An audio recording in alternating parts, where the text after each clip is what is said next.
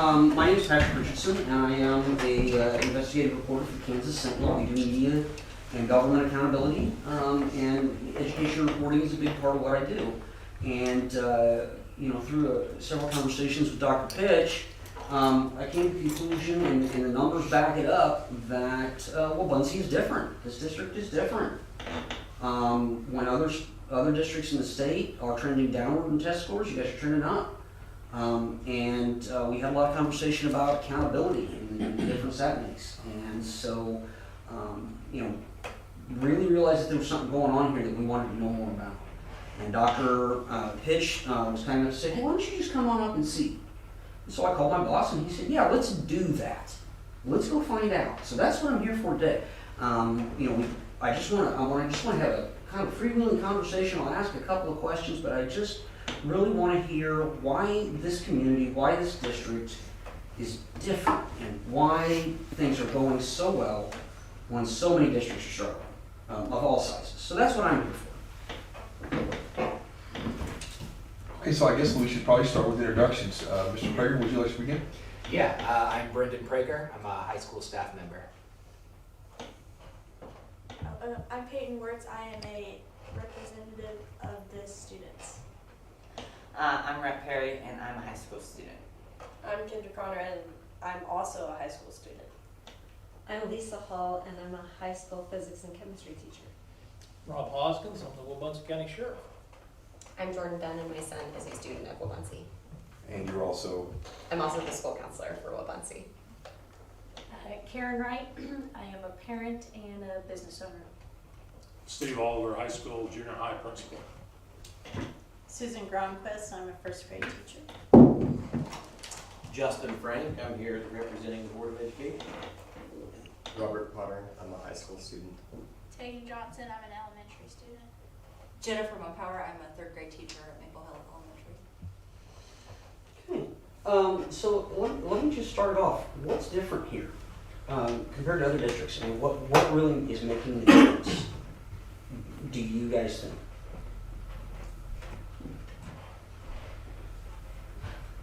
I think it's the family culture, honestly. I'm a third grade teacher.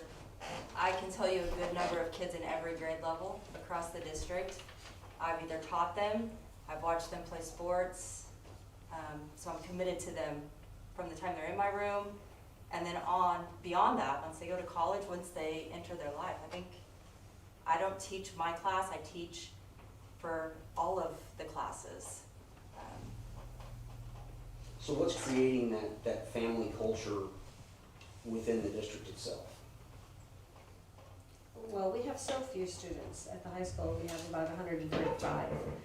When I was in Shawnee Mission District, I could have 135 kids in just 2 of my periods.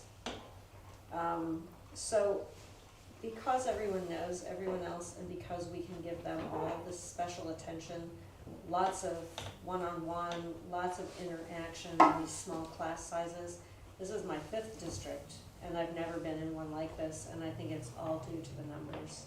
I mean, I'm not discounting the family. Obviously, that's part of the three-legged stool, but the numbers, the sizes, allow us to interact with kids every day, very up close and personal. And when you have a larger school, you just don't get that opportunity as a teacher. One of the things that we discussed. Go ahead. I was going to say, I also think it's kind of a mindset with all of this too, because I've taught in a big district, and I did go to soccer games and things like that in the big district as well.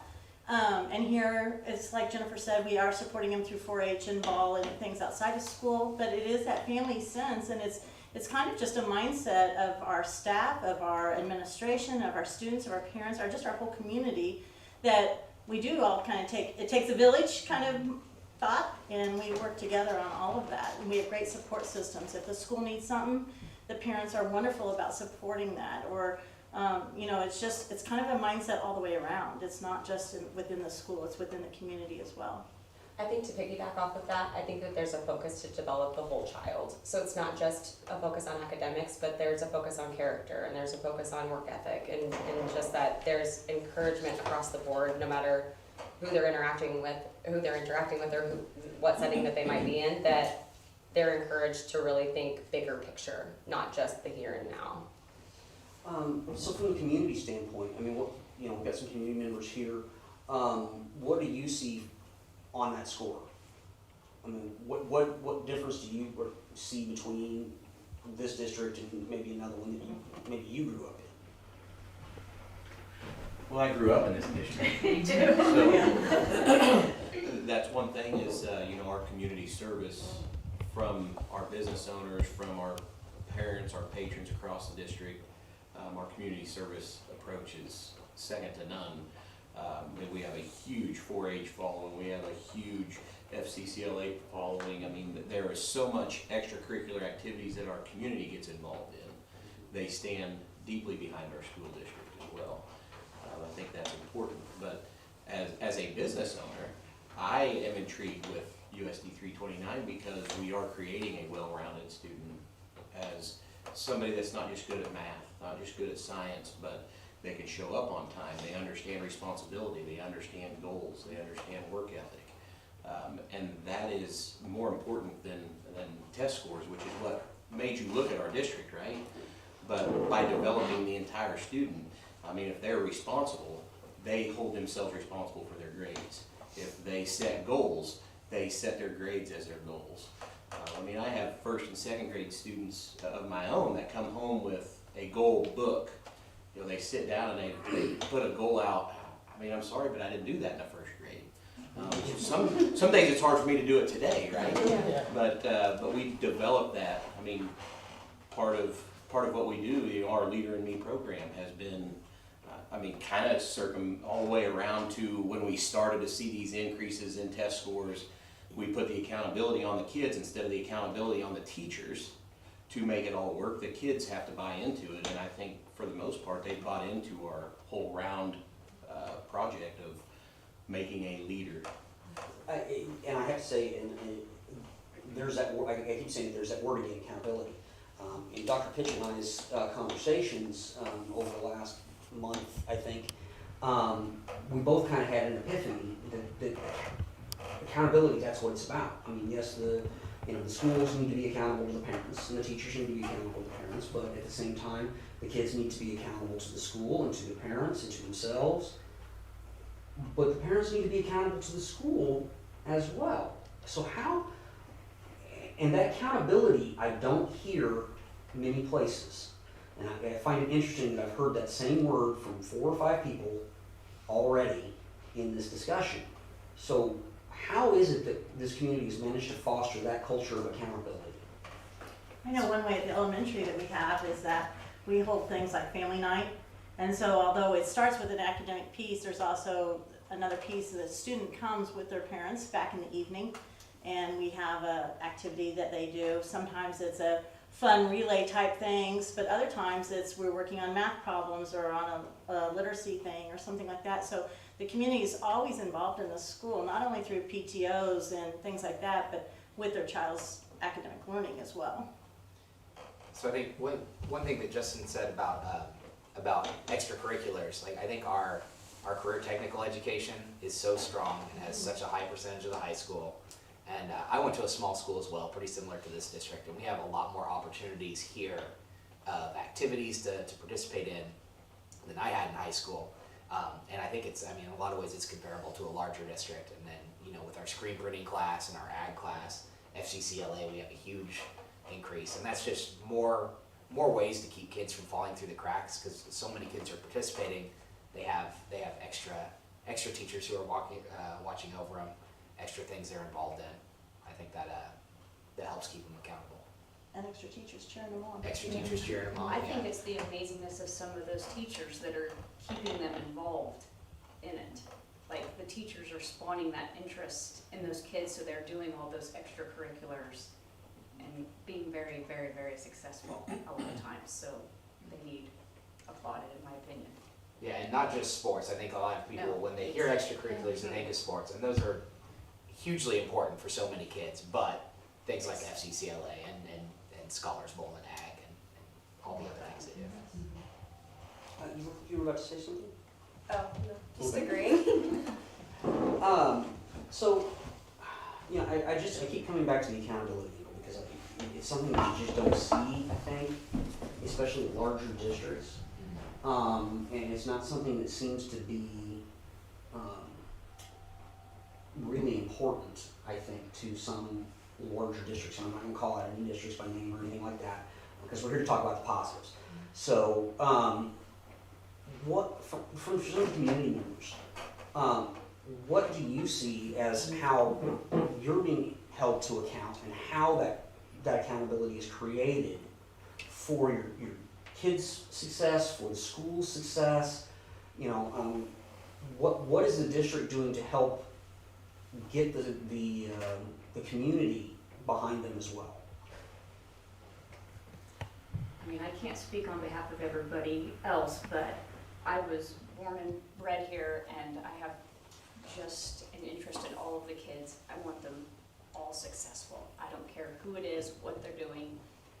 If I can support them in any way, shape, or form, I will. I've always preached to my own children, whenever there's issues or whatever, look at yourself first. Focus on you. What can you do? Something happened at school? Well, what did you do? How did you react? How did you help it, positive, negative? And that's just what I have preached to my own children, and I have numerous, but I have a lot of, I call them my extra kids, because I have a flood of children in my house at any given day time. So for me, I have been blessed as a community member, and I'm gonna give back in any way that I can, whether it's my time, my money, you know, ideas, panels, whatever it is, so. I think as a district too, though, we try really hard to showcase the awesomeness of our communities. We try to involve different businesses. We encourage them to come to our buildings and talk about what they do and how they do it. And then when we have things going on in our buildings, we try to reach out to those businesses and say, hey, these are things that are happening. Is there anything you can add to, or any way you can help us or support us? So I think putting all of those things in place helps to keep accountable both the school and the community and the businesses. I think maybe where you're looking for is relationships. We have strong relationships with the businesses. You know, the manor, all of the pieces of the community, from the senior citizens to, you know, our actual businesses and families. So we have a relationship established.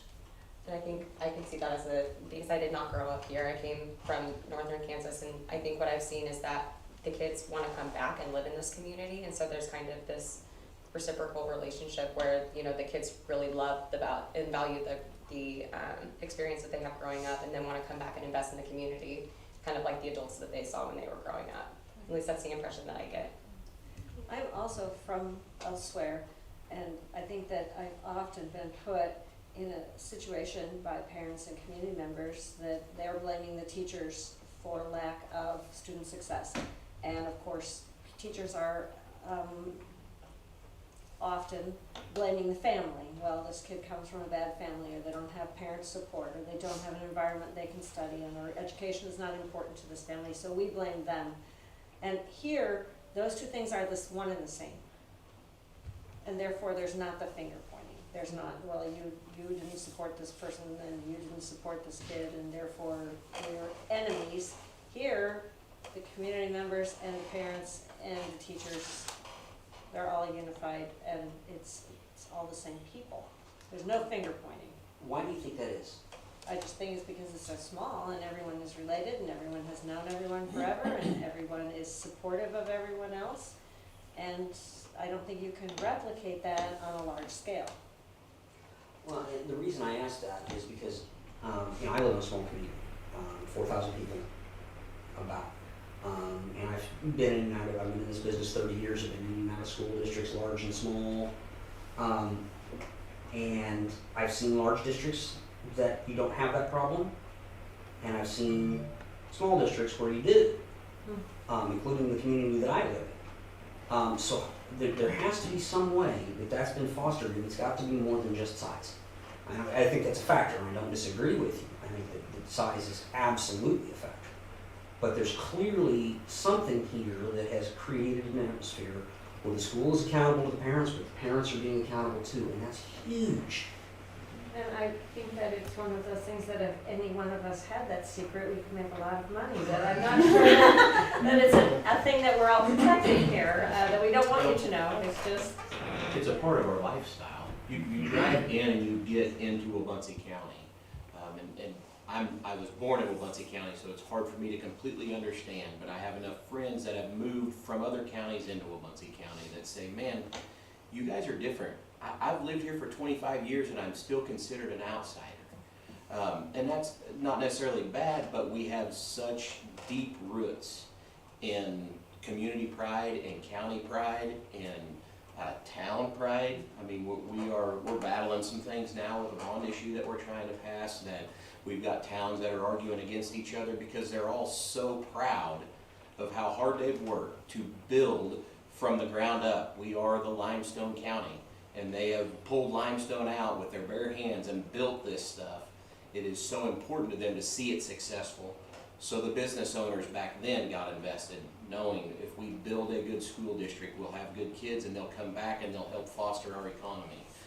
So they started from the ground up, and that's different. It's hard to become a regular here. It's hard to get to be a part of the insider, and that's due to pride, because we don't know you yet. We don't understand if you have the same level of pride that we have, and we're not going to allow you in until we know that you do. And so we've held each other to a higher standard, businesses, parents, and then that floods into the school as well. You know, another thing about our school district is it's self-policing. You know, I mean, talk about the sheriff being here, but when we set goals and objectives at the board level, I don't like to be a boss from top down. This is how we're going to do this. You like it or don't like it, don't care. It's more, if I create the buy-in, then they apply the self-accountability that you've been discussing. But it is a group discussion, it's a group goal, it's a group effort, and you just get more accomplished that way. I mean, I've had some of these teachers that said you need to learn to work in a group, and that's 25 years ago. Learn to work together and you'll get more accomplished instead of doing it all on your own. And by it being self-policing, the kids know, I need to hold to this standard. I don't know, it's just kind of cool, that environment. So. It really is. I wanted to come back and focus on the numbers just a little bit. Every district along about 2016 had a dip. And that was, from what we can tell, coincides with the State Department of Education de-emphasizing academics and emphasizing social emotional learning. Whether it's, you know, correlation isn't causation, but it sure tracks it. What was interesting is that, and of course 2020, I mean, was 2020. We just gotta kind of leave it at that, and we don't have state test scores from that year for obvious reasons, and they would be an outlier even if we did. However, Wabunsee is trending up, and everybody else is still trending down. So how has this district and how has the community managed to balance the SEL with maintaining academic rigor? I think, so I hear a lot of people talk about SEL, and it's not like a huge part of our day. It's not like we decided we're not going to do reading anymore because we're going to focus on that.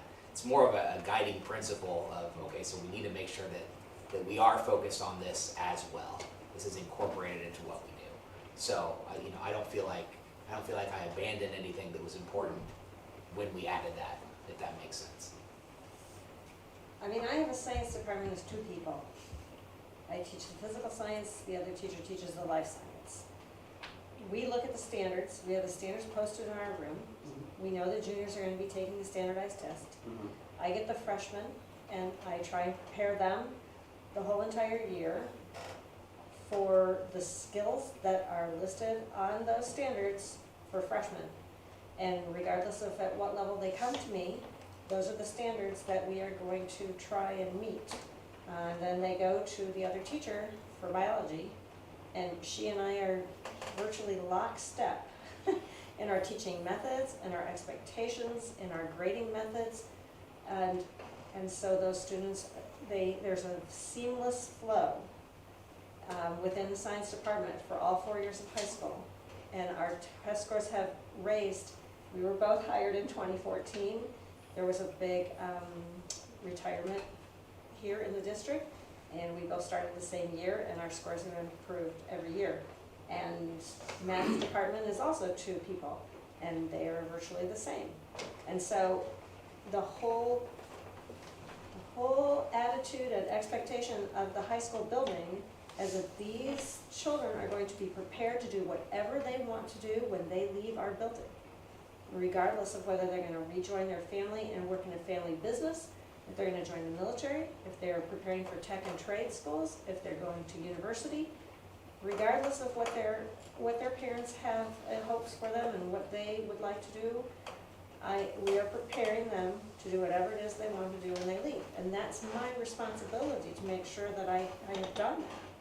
And I take it very seriously, and I think everybody in our building does. And that's just, I think that that's part of SEL. I mean, I think those 2 things go hand in hand. We've always here, in my opinion, for the last 9 years, been preparing the whole child. And you can't do that if you don't pay attention to SEL. You have a shellless human if you don't pay attention to those factors. But do I work them into my chemistry and physics? No. Do I work them into my interactions with every student? Yeah. And piggyback on what she's saying, we are a data-driven district. We meet the kids where they are at. So although we have a standard to meet, we work with them and get them to those standards then by the time they're finishing with our courses. We have intervention groups, we have support from the community, we have support in our schools from our administration to take the latest research and apply that in our classrooms and use the data and continually assess so that we know exactly where our students are at, so we know what interventions that might need to be put in place to help that student succeed. And then when the student feels that support, then there comes your social emotional part. They aren't left floundering or nobody cares. They know that you care because you're helping them succeed. And so it's the research and the data and the expectations, the high expectations that bring that all around. And I think what I'm hearing, and I like it a lot, is that rather than making the SEL the standard, you're just incorporating it into the academic standard. Absolutely. And making it part of, but not de-emphasizing the academics at all. Yeah. And that is huge. That is huge because that isn't what happens everywhere. And that is just a huge thing. And I don't ever think it's the teachers. I think that comes from other areas, but it doesn't happen everywhere. And I think that's another key thing here. I'd love to hear from the students a little. What do you guys? I mean, obviously, most of you probably haven't been to other districts. This is where you grew up. This is where you've gone to school since kindergarten. But what ways are you being held accountable? I mean, other than just, well, okay, mom and dad aren't going to like if I get a bad grade, but because they're not, but one hopes. But obviously there's more to it than that, and there's a self-accountability here that I'm hearing about that you don't see a lot of places. Okay.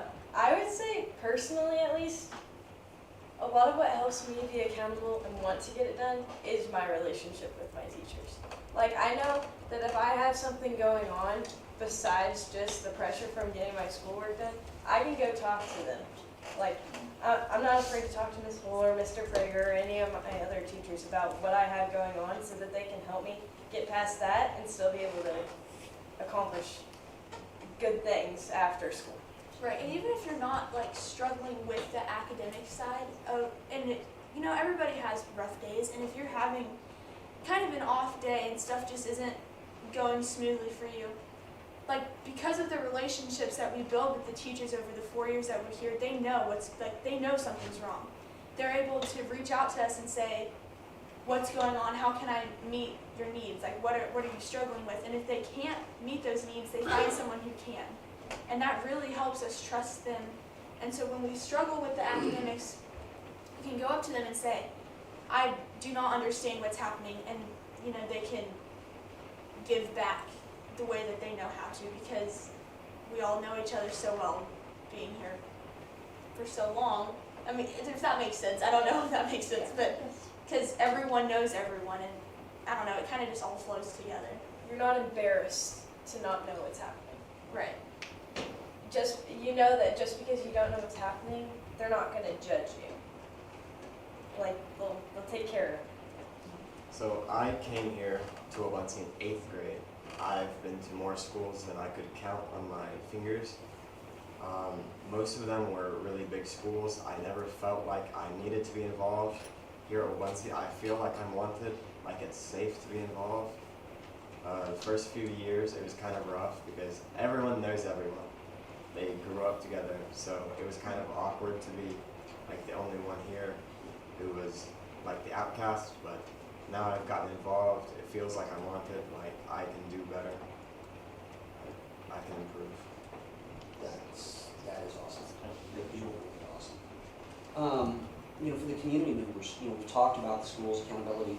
I just keep coming back to this culture of accountability all the way across the board.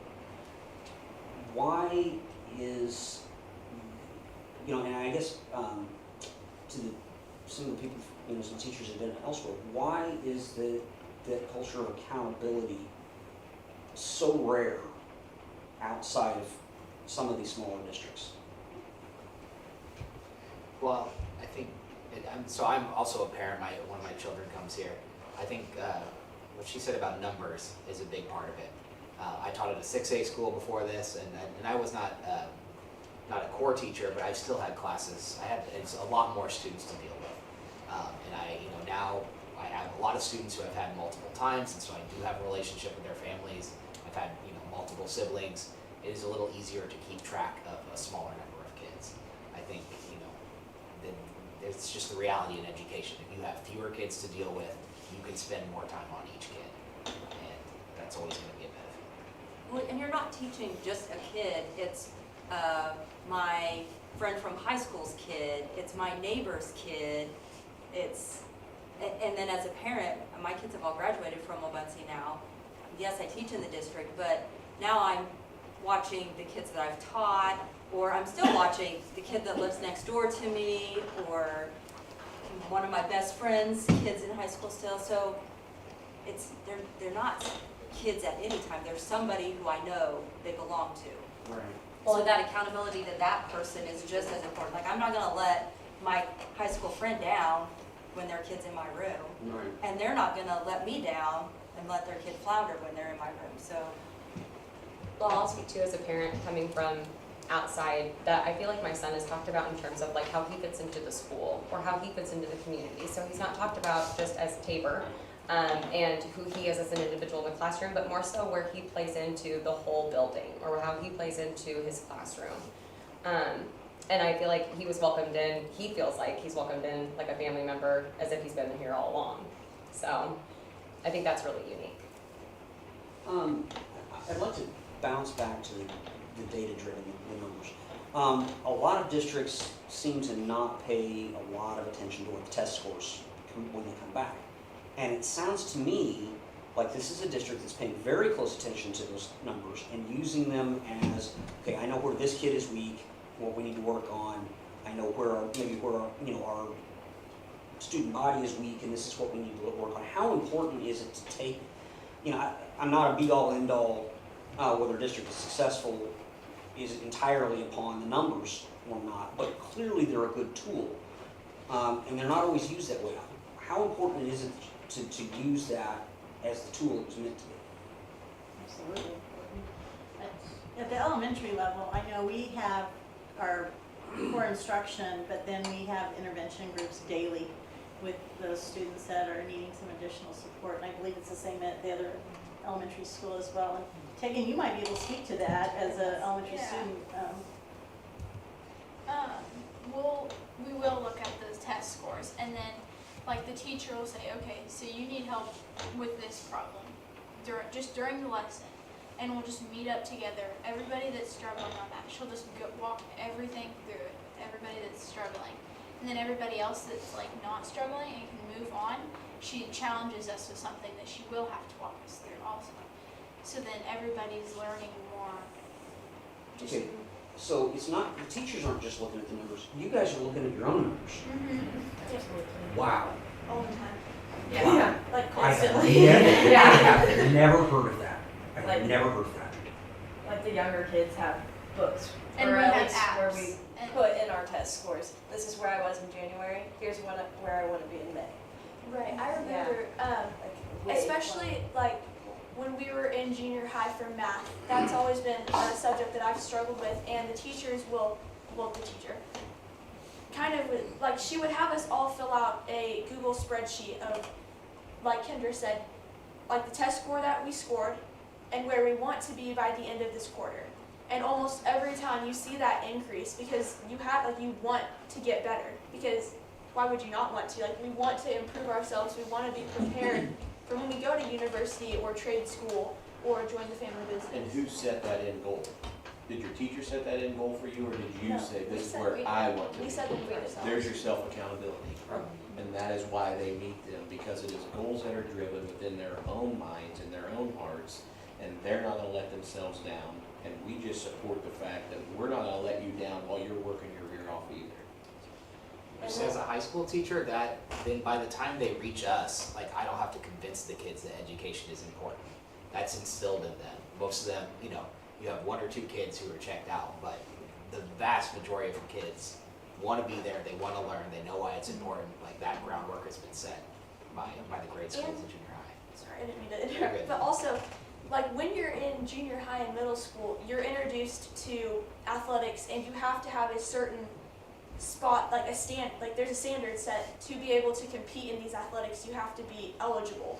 And that's a really big thing, is because you're doing a sport because you love it, and I mean maybe because your parents do, but you don't want your parents down. So you want to be involved in what you're doing. So you work hard to meet the standards that are set, and then that lifestyle is brought over to the high school, and you care even more now about your results because this is what colleges look at. And and you just keep gradually going because, again, you want to improve the self-accountability. And then one thing that might kind of piggyback off of everything they've said, for example, in the math classroom in the elementary, the students are actually given a problem, they solve it. We put their problems up on the board and they explain their thinking.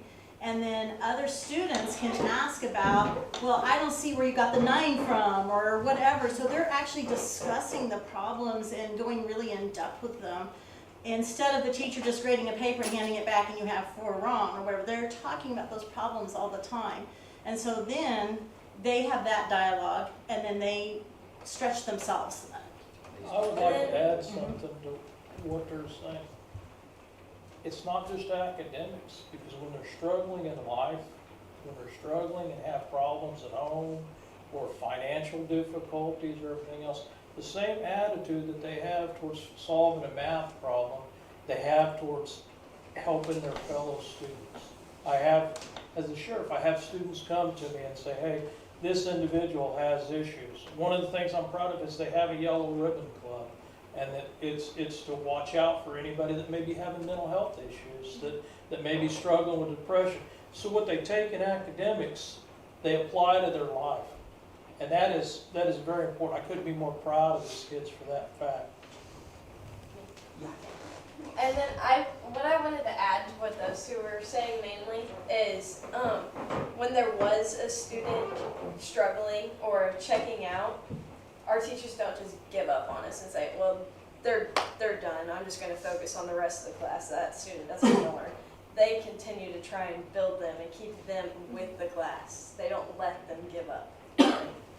I want to go back and it's just amazing. I'm just hearing things that are just light bulbs going off in my head. But one of the things that you were just talking about, the math class, and I'll give a personal example because I was never taught that way. I graduated high school in 1990. I was in 4th grade never mind.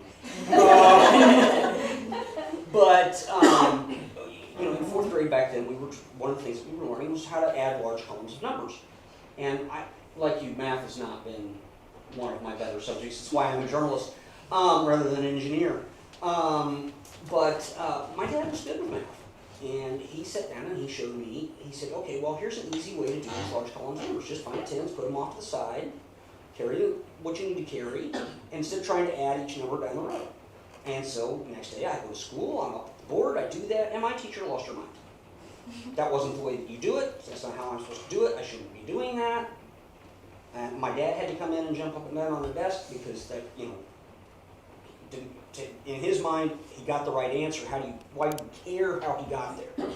As long as he got the right answer. And then I love that. I love this, you know, putting on the board and not saying, well, you did it wrong, but how did you get there? What was your thinking?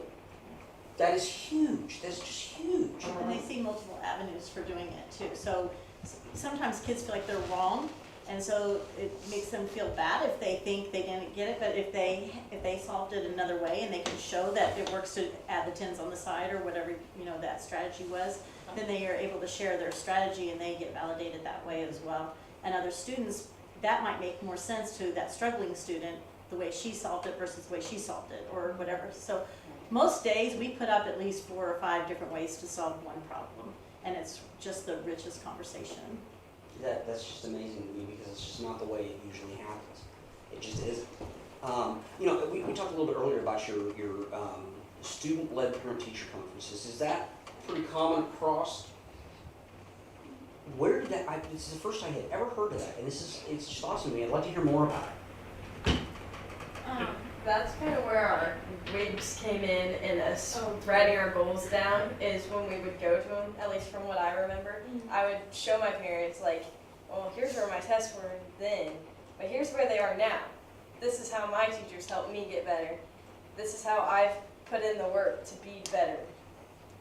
Yeah, I remember, like, we used to make, we don't really, at least I haven't made one in a while just because I haven't had the need to, but we would used to have to make a slideshow presentation to show our parents and our teachers at the meeting, and WIG stands for Wildly Important Goals, and that's something like we wanted to strive for. So we would say, okay, this is what I got on my reading test, and this is where I need to be. This is where I want to be, like, to me, why it's wildly important. And so then the parents can also see that the teachers are working with us to try to be better, and that kind of builds that relationship, the parent-teacher relationship, where they both have respect for each other. And I think that's another really big thing too with this, is that everyone has so much respect for each other, and everyone just, the family thing, everyone kind of loves everyone. It's not like I see somebody walking down the hallway and I'm just like, oh, you know, we have respect for each other. Yeah, and it's not just those teachers being like, well, your kid is really bad at math, so he needs to work on that. And so it's like the student saying, yeah, I'm struggling in math, but I'm trying my best, this is what my goals are, and seeing that you can improve. And not just teachers saying that, well, he's not good at this. And the conference usually entails a little bit more than just your goals. I mean, in my classroom, my students share the things that they're really proud of that they've accomplished. Sometimes it might be a piece of writing that they've done, or something, a project an art project, or something that they haven't taken home yet, or, you know, and even sometimes it's the things that they're struggling with, but it's what they want to share. Now, usually during the student-led conferences, I have them have must share and may share. So, you know, they must share their goal or something like that, but they may share a piece from their writing, or, you know, things like that. And it's just that relationship. Also, the parents get much more information by hearing their child say what they're really proud of or what they're working on than a teacher just saying, here's your child's score. I mean, what parent has their kids come home and say, I've set this goal for myself that you don't want to help them achieve? I mean, there are a few out there, I'm sure, but when my kids come home and say, I've set this own goal for myself and I want to achieve it, your parents are going to get involved and do whatever they can to help their kids achieve it. And then there's where your community pride comes in again, and the circle keeps going. You know, there's always, in any district, you know, there's a few families that maybe just aren't that important on it. Education just isn't that important.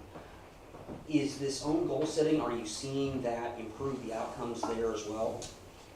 So I think one thing I liked about student-led conferences at the high school level was a lot of times parent-teacher conferences, you want to see the kids, the parents of the kids who are struggling, and with the student-led conferences, we want to see them all because the kids who are achieving at a high level are just important. Their goals are just important. It's not like, oh, well, she's fine, so we'll just, we have to deal with the struggling kids. It's focusing on all of them. And then at the upper level, it was a lot of focus on career aspirations as well. Okay, so not just goals, education, but like, what do I want to do after this? What am I doing now that's going to help me reach that goal? And so, some kids are like, well, I don't care that much about this class because I want to do this. All right, well, that's fine. So how is this class important? It allows you to have broader discussions with the parents about what they're doing. And I think that sounds like a key thing to me. I know when my kids, mine are all out of school now, but, and for a while, of course I have a lot of grandkids in school, but, when we would show up to parent-teacher conferences, it was, why are you here? We don't need to see you, your kids are doing fine. And at some level, as a parent, even though you know your kids are doing fine, it almost makes you feel like, well, okay, why am I not important? Why are my kids not important? Just because they're doing well? And this is awesome because it's saying to even the parents whose kids are academically, excelling, you are important. Your input to us is important. Us being accountable to you is important. And that's huge. I mean, I challenge our students today, even seniors that are getting ready to graduate, you talk like, hey, I haven't really needed to put together my goal setting for a couple of years or my wildly important goals. But life, as you get out there, gets so busy that you forget to put down your goals and you end up working in the minutia every day, and you forget about your goals. It's easy to do. It's easy to go ahead and just do the busy work every day and forget to focus on your wildly important goals. And there's where you'll find yourself a couple of years down the road, you'll be stagnant. And you won't see the personal growth that you have hoped you would have seen in that 2 years or 3 years or 5 years or 6 months. So, it's important. Hopefully these are things that are instilling in them for their forever future. Yeah. I would like to ask, you say you haven't had to write your goals down in a while, but I don't think that means that you don't have them. Have you got it in your head? You know what your goals are, you just haven't had to put them down on paper. And I think that comes from starting in kindergarten, first grade, writing down your goals. Now it's just instinctive, and that is just. And I think it makes rich conversations at home with families too. So she's already probably talking with her parents about the things that she's accomplishing or the things that she's still working on. So it's already started that conversation a long time ago. Yeah, I know my conversation, my parents and my kids' conversation with me was mostly, well, okay, so how was school today? Nah. Fine. What'd you learn? Nah. Now it's, well, where are you on your goals? And that we're back to accountability. I just think I cannot overemphasize it, and everything I'm hearing tells me that same thing, that this culture of accountability that has been created here is just, it's so different. It is so unique. And I think it's clearly why this district is doing so much better than the ones around it. I can say that a lot of the reason why the accountability is so important to everybody is because, how Karen was saying earlier, everybody is family. Everybody's going to treat you like their own. They're going to help you be better, no matter who they are or who you are. They want you to be accountable. And the follow through too. Obviously you were saying, how was your day? If my kids, when they would come home and say, I'd say, what'd you learn today? Nothing. I said, I'll email your teacher. And they knew I would. So then it was suddenly like, oh, well, today in Mrs. Hull's class I did this. Oh, so you did learn something today. And if they went to Mrs. Hull and had no homework turned in, she's going to let me know, hey, your kid's not turning their work in. And then there's going to be those conversations. So the relationship, the accountability back and forth, there is follow through. We don't just make a threat, well, I'm going to call your mom. If I tell you I'm going to call your mom and you don't hold up your end, I'm going to do it. Yeah. And my kids hated power school. And some of the teachers did too, because we had one that was real bad about putting stuff in, and I would call the principal and say, how come Mr. So-and-so does not have my kid's grade? He's got 6 zeros in here. Why are they not in the power school? And that's back again to accountability. And if it was well, no, those are actually zeros. Oh, no. Now you're grounded. You know, obviously the class size thing is not something that can be implemented in larger districts. It just isn't. It isn't economically feasible. It isn't physically feasible. You know, in a district the size of Kansas City, for example, you can't have 15 kids in a classroom. There just isn't a way to do that. Is there any reason why these wildly important goals, this accountability, this self-accountability, this goal setting couldn't be implemented in larger districts?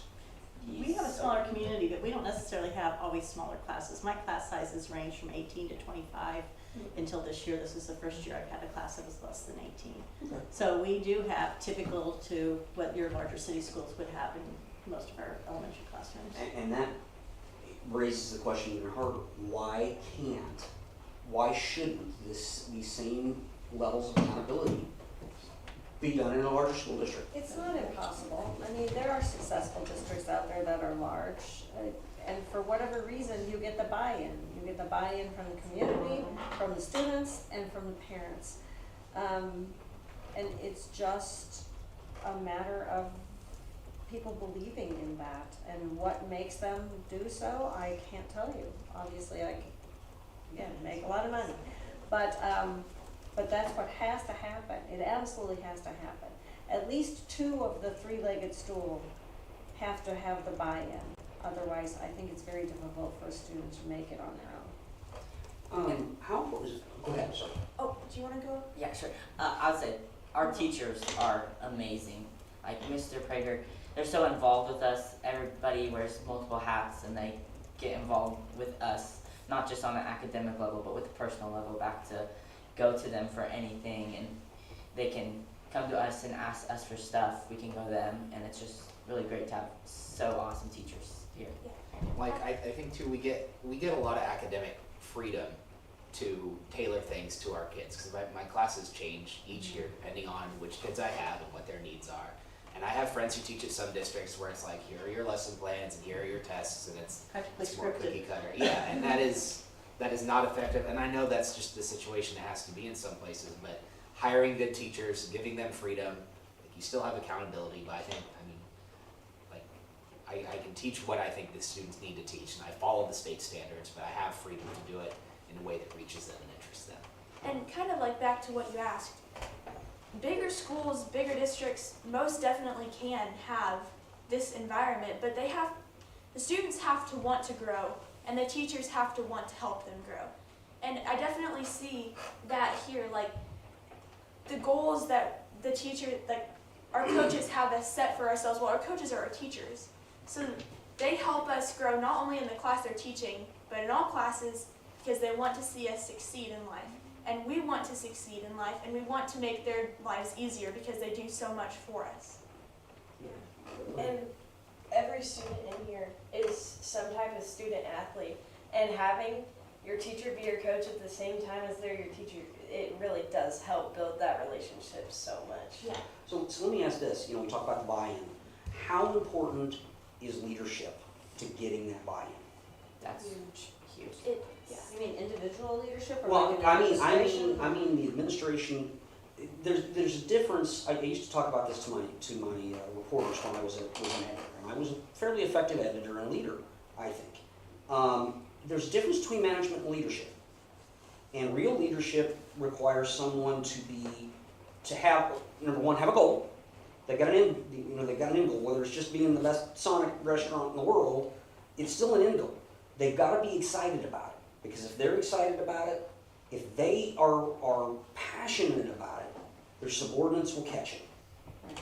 So how important is it at the district level, at the building level, to foster that buy-in? How important is it to have a leader rather than a manager? So we have this thing, and we just we meet up, and it's called Leadership Council, and we meet up, and whoever wants to do it can do it. It's not like if you have something that you're not good at, you can't do it, but you can just do it, and you go up and you say, okay, I want to do this, and then you give a speech in front of the whole school, and so then you learn how to do that, and then you'll get to go and do school activities, and then all the kids are involved in this stuff that normally just the teachers would be involved in, but then the students get to go and follow in their teachers' footsteps and learn how to do the stuff in like the real world. And I think Brendan hit on it with the flexibility within our curriculum.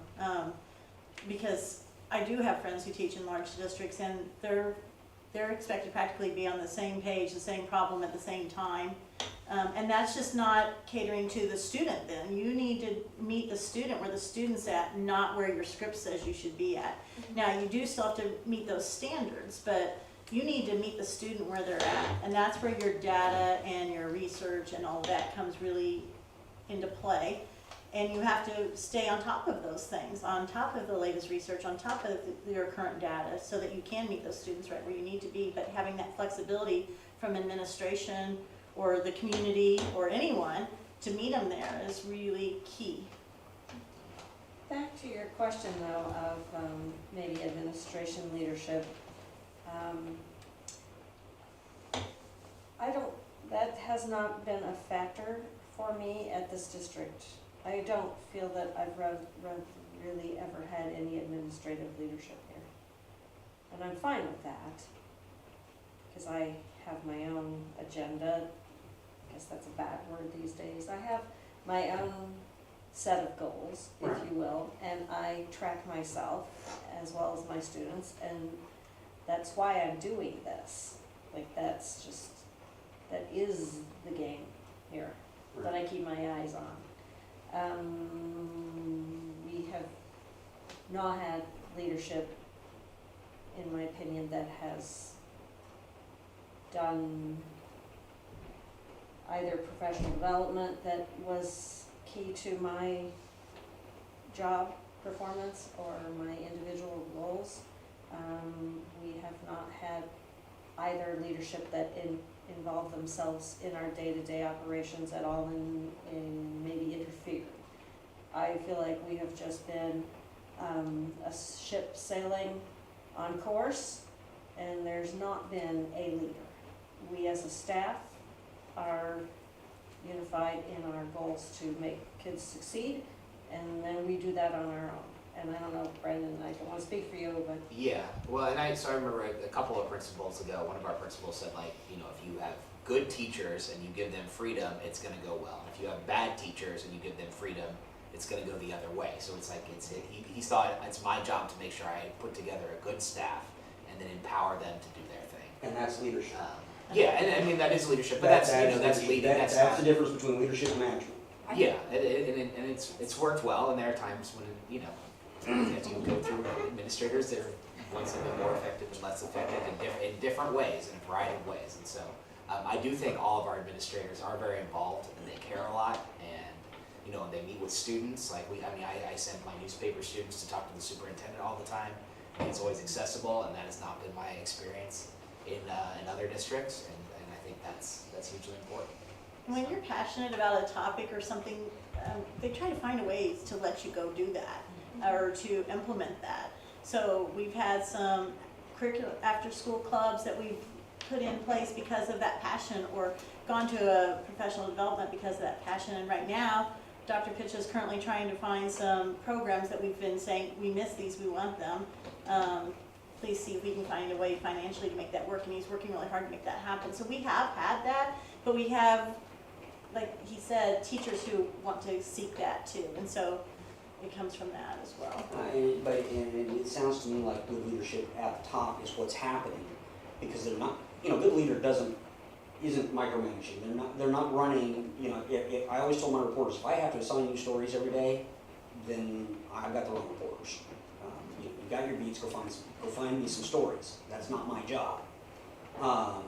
And so, you know, what I'm hearing is there is some good leadership, because they're staying out of your way and letting you do your job, clearing off the things that interfere with that for you, running interference on that. And at the same time, there's a vision at the top that is also coming up from the bottom and meeting together, and that That to me, that's huge. I think to get the buy-in at schools where this isn't the norm, you're going to have some real strong leadership that has that vision, is excited about it, that other people will catch. Yeah, it's not easy to change the culture, but that's what it requires. Like, the culture that's good and that perpetuates success. So. As a manager, if I hire the right people, I don't work a day in my life. And so if your leadership is hiring the right people, they don't need to get into your science class, they don't need to get into your math class. The teachers are getting it done. And so it's good that they don't feel that pressure from leadership, because they're obviously doing their job to a certain extent. If they don't, I promise you my people do know if they're not doing their job. Exactly. Because if I have to do it, it's not going to end well. And we have some great people who will put in so much energy to everything they do. I have to do a couple shout outs. Jennifer here on the end is being nice and quiet down here, but she will jump in and pitch in and help, all the time. Karen is helping not only from the business aspect, she helps us with sports, she's a supportive parent. I mean, that's just what it is. People will jump in and help at all kinds of crazy times, and I know the kids have too. I've seen these guys lifeguard the pool and other things, and they're just really professional in all they do. So I think that energy level too, that people are willing to commit, is really important. Could you guys try to list the clubs that you're involved in? Because you're probably each in 5 different things, right? And that's more leadership opportunities. I don't know if one of you wants to do that's. I mean, I was gonna say, Stuco. you gotta give you gotta say what it is. Like student council. Student council, Yellow Ribbon, and FCA, Fellowship of Christian Athletes, FCCLA, Scholars Bowl, Oh yeah. cross country, basketball, baseball, Track. No. Or baseball. K's, I'm in K's, choir, band, FBLA. I'm also class president. Yeah, I'm up to 12 now. Like, you guys are very involved, but you're not really outliers amongst Yeah. our student body. Like, a lot of the students are really involved in lots of different things. And when I was at a 6A school, it's great that you have kids who are involved in one thing. But I think it's also great when you can be involved in lots of things. And there are challenges with that. Like, Kendra was gone last week. She was at an FFA convention, so she had to plan ahead and get her assignments. And, those are good lessons for the future. Well, and the collaboration across the board. I work at the elementary school, but I'm working with the junior high on creating a career day for our students. I've been working with Brendan on creating a student newspaper at the elementary level. Like, they're helping out, chipping in all across the board. No matter what grade level you teach, if you have something you want to try to do or encourage or create, somebody in our district is going to help you with it, however they can, to fit it in their schedule. Also, even though what Kendra was gone at an FFA convention for 4 days, and even though that seems inconvenient at the time, and it's like, oh man, I gotta plan 4 days ahead, figure out what I need to get. That's what's building the leadership skills in the student body, and that's crucial. I think being involved is one of the most important things that a community needs, especially at a school.